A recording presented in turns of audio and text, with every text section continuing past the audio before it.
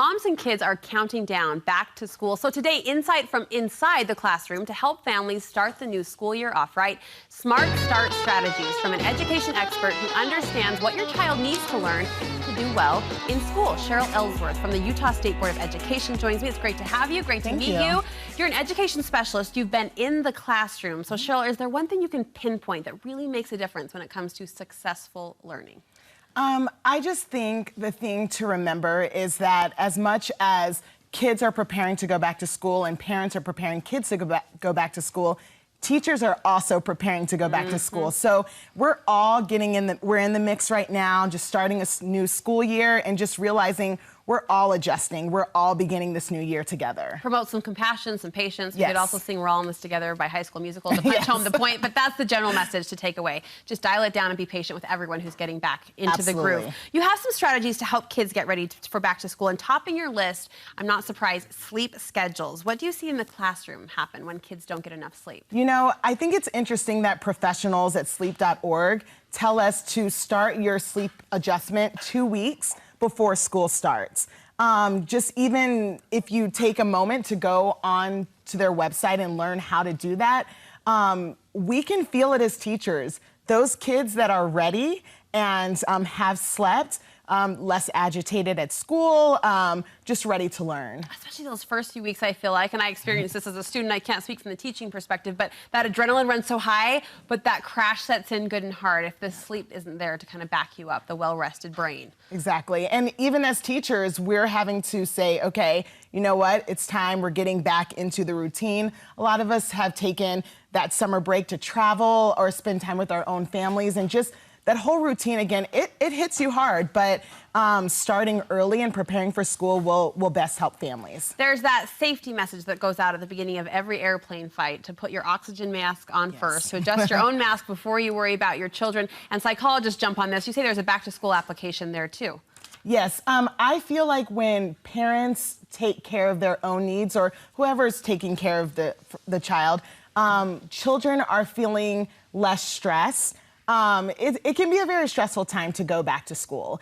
And when families are taking care of their own needs, kids are not bringing those problems to school as well. So as smooth as you can make it on the home front, that does translate and trickle in to the learning environment. Absolutely. What's the best way to prepare kids and understand really what they're going to experience when they walk through those doors on the first day of school? You know, I think for our beginning learners, it's really easy to really coddle them and support them, and taking a tour and saying, you know, this is where your classroom will be. This is where mommy will pick you up or daddy will pick you up or things like that. But I even encourage it at the secondary level, being empathetic to the fact that middle school or junior high or even high school, those are new or they're transitional times for kids. And just taking a walk around and helping kids learn how to use a locker even. Or just even saying, you know, like, I remember what this was like for me, and showing that empathy to your kids. I have this standout experience when I was in 7th grade transitioning to a new intermediate school. My dad came early with me to help me get my schedule adjusted, meet with a counselor, and move some classes around.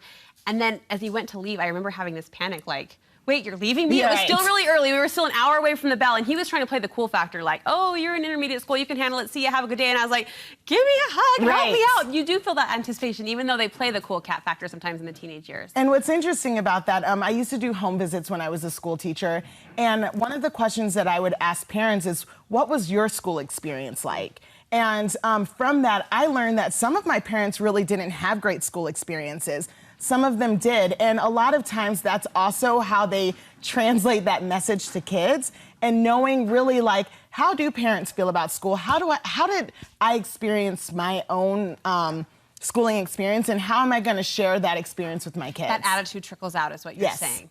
I think a lot of times too, and I just have really young kids, but I can see myself slipping into the chip-chop mode where you're trying to go through the checklist. Do we have this? Do we have that? And going through the mechanics of it, but you say it's really important for parents to pause and go through the emotions of it as well. Ask your child how they're feeling and talk through kind of the inner feelings of it all. You know, just having the questions, just those open-ended questions, just saying, you know, tell me about, you know, just giving them the opportunity. And even if it's not what you're actually expecting them to say, just listening to them. A lot of times I would ask kids, you know, what are your hopes and dreams, right? If you're in the secondary level, where do you see yourself in 2 years?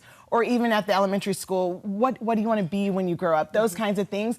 But I feel like sometimes as parents, we're kind of forgetting to ask our kids, like, what was your day like? How does this connect to what you want to do further down the road as well? So the basics, Yes. really. How far should you push as a parent, Sheryl? If you're getting the, it's fine, I'm okay, it was good, how far should you push and prod? You know, I have learned a lot about my students by prodding.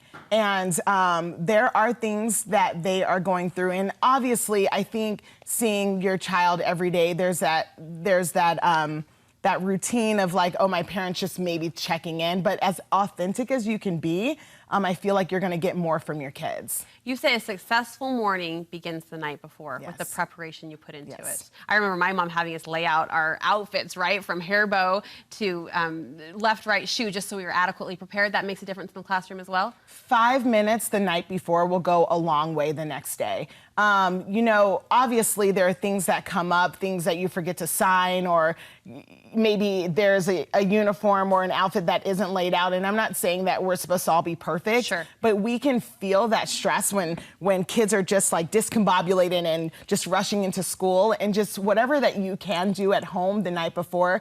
I even had a conversation with a friend the other day, and she just told me, you know what, it's not worth the stress in the morning. At night, I kind of think to myself, oh, I'll do that in the morning. And then morning comes and you just never know what's going to happen. Yes, I'm guilty of that as well. So create those smooth routines as best you can on the night before. Absolutely. We have so many routines in school. And one thing I've learned about kids is even though you might think it's monotonous, kids crave structure. They love the routines. They want to know, when I come home, this is where I put my backpack. My parent is going to check for this. I know this is where I'm going to do homework, or this is where I'm going to eat. So as much routines as you can create, the better off for your kids. Great advice, good reminders, especially as we anticipate that first bell ringing. Thank you so much, You're Sheryl. welcome. A pleasure Thank to you. have you.